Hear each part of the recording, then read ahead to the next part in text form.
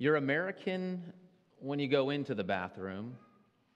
You're American when you come out of the bathroom. What are you while you're in the bathroom? Some of you know this. European. So I wasn't sure how I was going to go over. Good response. Just a little joke about, gender, or not gender, excuse me. Identity fluidity, right? Yeah. I threw that second part on there because I just couldn't hold it in, right? Okay, I'm done now. All right. I don't know which of those jokes you got. If you got none of them, that's on me. If you got any of them, I'm still sorry because I heard that back in like third grade. And, now I'm not that sorry. But seriously, our identities, they are fluid, right? Our identities, they change. I mean, just think about yourself. Think about who you are for a second. Who are you? Are you the same person today that you were 5 years ago? 10 years ago? 20 years ago? Are you the same person this morning here in this space as you are in different circles? When you're at work, when you're at school, when you're at Winter Carnival. We change. We are malleable. But if you're not the same in those different circles, why the change? Who are you, really? Well, maybe you say, I'm Kevin, or I'm Dale, or I'm Judy, or I'm Daniel. What happens when even that part of your identity is challenged, your core identity? When something in life happens and you think, well, who am I anymore? I'm not who I thought I was. Or when the world steps in and says, no, this is what it means to be you now. This is what it means to be Kevin. Whatever you thought before, forget that. This is who you are now. Well, that's what's going on in the story this week. An identity crisis, a name change. And not just for Danny and the boys, as I like to call them. What's happening to Danny and his friends that's happening on a personal level. What's happening on a macro level to the whole nation of Israel. God's people have been conquered, captured, exiled. That means that they're being deported from the home that they have known and lived in, and they're being sent far away. They have to pack up their stuff and head south, across the Mackinac to a very different land, not just lower Michigan. I'm talking the deep south. Something totally different, a whole different place. And because of that, they're having to reckon with this question. Who are you? Who are you?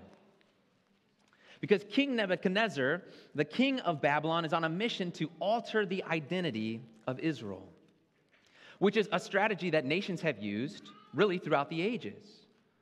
A nation, when it conquers a people, they want to colonize it, right? Government leaders want to colonize a people. They want to Americanize a people. They want to Babylonize a people. And how do you do that? You take the elites from a nation and you train them up in the way that you would have them go, and then you let that influence trickle down into the rest of society. Right? You create influencers. And that's the exact blueprint that we saw in our text today when we were hearing from Daniel chapter 1.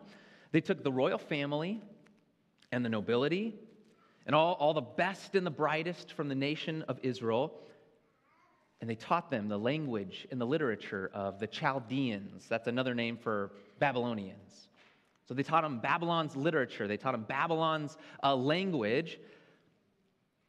And then the king's plan was to send them back to Israel to be delegates and ambassadors of this new Babylonian culture so that these elite leaders could go back and influence their nation in the ways of Babylon.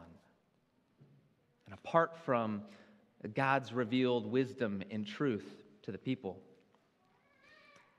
And I hope you're seeing the connections to our world today, because this still happens even today. Maybe not in our context as much the colonizing and deportation, but we even in our culture today, we use that term influencer, which is derived from the word to flow, because you and I are liquid. We're fluid, we're impressionable. You and I act differently in different circles. We shift and we change. We're formable. So what is forming you? And how have your thoughts and actions been influenced by our American culture? Maybe it's the way you think about romantic love. Right? Romantic love. Maybe you have this idea that somewhere out there in the world, in the universe, is your soulmate. That one person. And they're out there, and if you could just find them, oh man, things would click. And love would just be this easy thing that came so naturally to you and this other person. You guys would meet, and you would just get each other right from the get-go. And you would know it when you found love of yours. You would know it when you found love because you would feel it deep down in your gut. Because love is a feeling, right? Well, as we understand it culturally, it is. That's like the plot line of every American movie and song and novel. But it's not the only cultural understanding of love. There's another picture of love as a kind of long-suffering commitment to a person that manifests itself in acts of devotion and service and care, even when you don't feel like it. That's a different picture of love. It's the biblical one. Which view of love is yours? Which culture has been influencing you? You might also take, for example, the effect of convenience, right, of value in our culture today. We live in a day and an age in a culture where you can have pretty much anything on demand. Miss that Olympic event? I'll just pop onto YouTube and search it. It's probably been uploaded by now, right? You hungry for some food? Go over to the nearest fast food joint, right? Utter a couple words. Minutes later, hot food right in your hands, right? You need new boots? Amazon Prime. One click, new boots right to your doorstep in 2 days. If you live anywhere other than here, right? For us, it's like 4 days or 5 days. How long is it going to take? Come on. Gosh, my feet are cold. And this isn't wrong. Let me make that clear. Like this isn't wrong. It's just a part of our culture, right? It's the air we breathe. It's the water we swim in. But what happens when we start applying this convenience culture to our relationships, to the church, to Jesus? Yeah, church is great when I need it. But, I'm a busy guy. I got a lot going on. And, hey, I can always just go back and catch up on the sermons in the archive, right? But then the community gets neglected. And the power of gathering in a space and the support that we get from each other when we actually hear one another praising God and confessing our faith in unison. And then there's that more terrifying reality that you can't really call Jesus your Lord if it's a convenience. Because that's not lordship. That's Netflix. So what are we to do? Escape the culture? Kind of enclave away from it and just fight it off? Battle it to the death? There are people who try to do that. But the irony is it usually leads to its own kind of culture, usually one that's kind of steeped in judgment.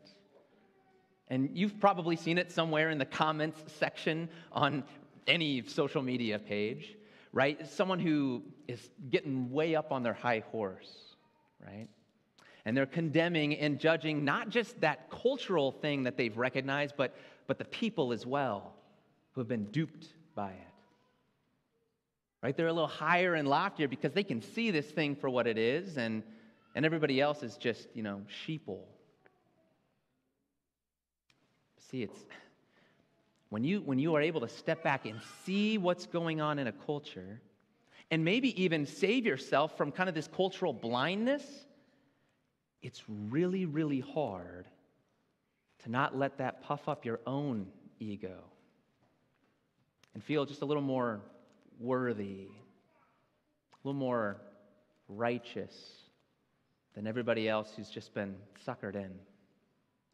And so it creates kind of a judgment culture at its best, and honestly, kind of a hateful, spiteful culture at its worst. This actually happens in the story. I have a story up here. We didn't hear about it in our text, and we actually don't hear about it in here either, so I don't know why I have this prop. But we do hear about it in Scripture. In this same time that's going on with Daniel, in the book of Jeremiah, we learn about a prophet named Hananiah. Right? He's not one of Daniel's friends. Hananiah, I guess, was a popular name. Actually, we got a son coming up, Hananiah. We can throw that on the... never mind. There's a prophet, Hananiah, and he's saying to the people who are being cast off into exile, he's saying to them, stay out of the city. Don't go in. Whatever you do, stay out of the city. He says, pray against the city. Pray that God will judge the city. Pray that he'll tear it down and that he'll restore us back to strength. That he'll visit us and bring us to power and just have nothing to do with them.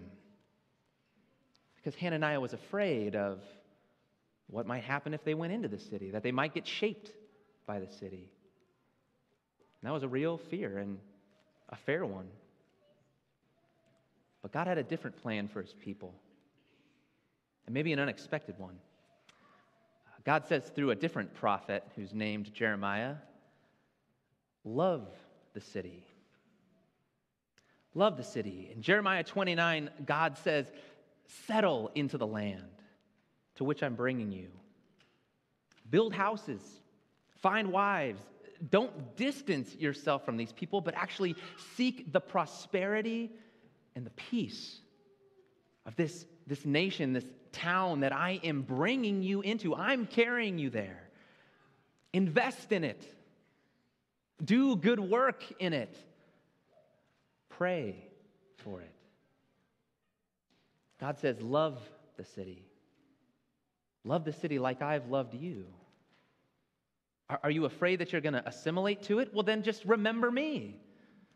Remember whose you are. Remember that I've called you out of the nations to be a holy people, a people that stands out and live and really thrive by these good rules and ways that I am giving you, and not the crooked ways of the world.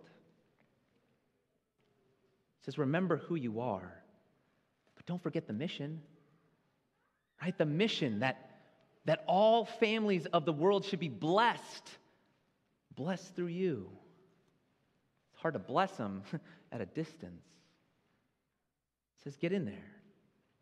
Remember my plan. Don't you see, I'm the one that's carried you here to actually refine you and to grow you and to renew you, but also to renew them and to refine them and to get my word, which you have, into their world.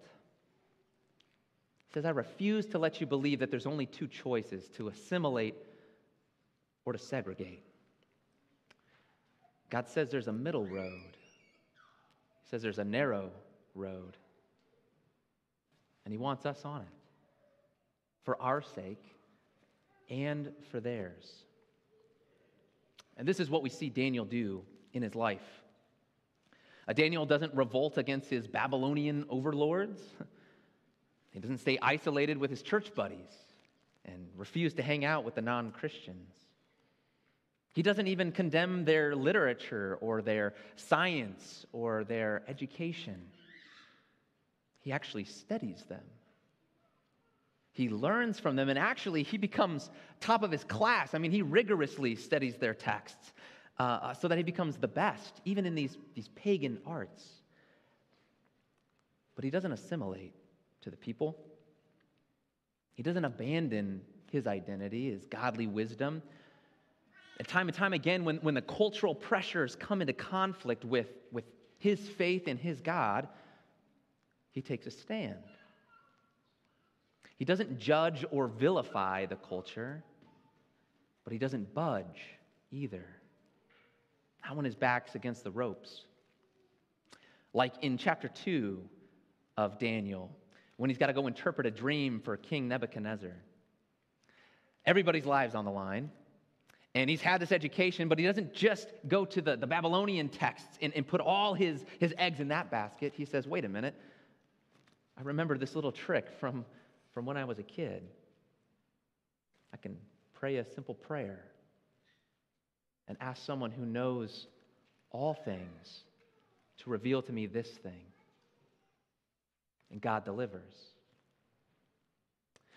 In chapter 3 of Daniel, it's not Daniel, but his friends who are caught in this position because the king has erected a golden statue of himself and says, bow down to me. It says, this is the thing that you really need to be concerned with in your life. You really need to care about this thing. And his friends don't say, well, when in Babylon, everybody else is doing it. No, they stand firm. And they stand out, and there's a cost to pay for that. And they do pay it. And Daniel pays it too in chapter 6, when in the same vein as his friends, he stands up to a culture that has become so hostile to his faith, it's going to cost him his life. But he knows that price to pay is a better price than the price you have to pay if you conform to the patterns of this world. Because I'm not willing to pay that price. I'll pay this one. So he doesn't assimilate. He doesn't call out or condemn the culture either. He just worships. And then he walks right into the lion's den. And I read Daniel and I think, how on earth? I mean, really, my life is pretty comfortable. I'm not ready to go into the lion's den. How could Daniel have that much faith and confidence to walk into this lion's den? But he knew his name. He knew his identity. Daniel. El meaning God. Dan meaning to judge. God is my judge. That was his name. God is my judge, and he's going to hold me accountable if I assimilate, and he's going to hold me accountable if I segregate. But he's also going to be there for me. If I lean on him, he is going to support me, and he is going to walk with me through the fire, which is something Daniel knew from reading Jeremiah. He knew his name. And so even when the culture tried to rename him and tell him what he should really care about with his life, right? They called him Belteshazzar. Bel is a Babylonian god. Daniel said, okay, you can call me that, but I know who I really am because I know whose I am. I know who I am because I know whose I am. And you know whose you are too. In a way even more powerful and more profound than Daniel. Because Daniel lived in a time when there was a lot of questions. I mean, people really did not know where they stood with God. They were being sent into exile as punishment for their behavior towards God. They weren't sure if they were going to be brought back. And you had prophets saying two different things. Who could you trust? Whose voice? But you live in a time a time after. A time when you can look back on another person who was exiled, who traveled far from his home. And he was someone with two names too, and two natures. Son of God, Son of Man. And he walked the ultimate middle road for you. He didn't stay in his territory. He didn't segregate. No, he came down from heaven and was incarnate by the Holy Spirit of the Virgin Mary. He became one of us. He joined in this human rat race. But he didn't assimilate. He was tempted just like you and I are. In every way he was tempted, but he never caved, not once, because he knew his identity. He knew that he had complete support from the Father. He didn't care about impressing anyone. He knew who he was because he knew his name. But he also didn't segregate. He didn't just become one of us. He identified as one of us. In his baptism. Why was Jesus baptized? That was something sinners did, right? To be cleansed and cleaned from the wrongs they had done. Jesus was baptized not because he had sinned. He knew no sin. He was baptized because he identified with us. He took our sin upon himself. He was made to be sin on the cross and at the empty tomb. He bore our load. He took our punishment for how we lived toward God. He was forgotten by God for all the times that you and I have just up and walked away from our identity in God. All the times we had forsaken him. And Jesus did that gladly. He did that willingly for you. Because he wanted you to know your identity. Jesus knew his with the Father. He'd known it from eternity. He knew that love and he wanted you to know it. So he took that upon himself so that you could know who you are, so that you could walk confidently like Daniel in a world that is going to challenge you. When you step outside these walls, you're swimming again. And the culture is going to want to change you and shape you. But Jesus died so that you could walk into it. Not just enclave and have my holy huddle, but to actually walk confidently into it. Sober-minded, but by no means a stick in the mud. I mean, God actually wants people to like you because he wants you to be able to show his love to them. Remember, this is his plan. All families of the earth blessed by even us. So get in there. Mix it up with people outside of your bubble, outside of your church. I hope you guys have non-Christian friends. I really do. They need you. But not because you're better than them. Not because I'm better than them. They need you because you know whose you are. And they need to know whose they are. How are you going to do that? And not just change and shape shift like that transformer immediately, you know? Socrates said, "Know thyself." And he was a pretty wise guy. I think there's wisdom in that. Daniel knew himself because he knew his Creator. He knew who had made him. He knew the guy who knew more about him than he did. And I mean, honestly, I don't think we all know that much about ourselves. And maybe we're afraid to learn about ourselves. I think there's a real healthy kind of fear for what we might find if we learn more about ourselves. But if you want to have complete confidence in who you are and to walk in this world with grace, not above others, but in line with others and with humility, like Daniel, you got to get to know your Creator. Do what Daniel did. Worship him. Pray to him. Talk to him. And know your name. This is Jesus' prayer to you in John 17. We heard it in our gospel reading. He said to his Father, Father, keep them in your name. That's identity. That's who you are. So know who you are. God is my judge, and Jesus is my advocate. Amen.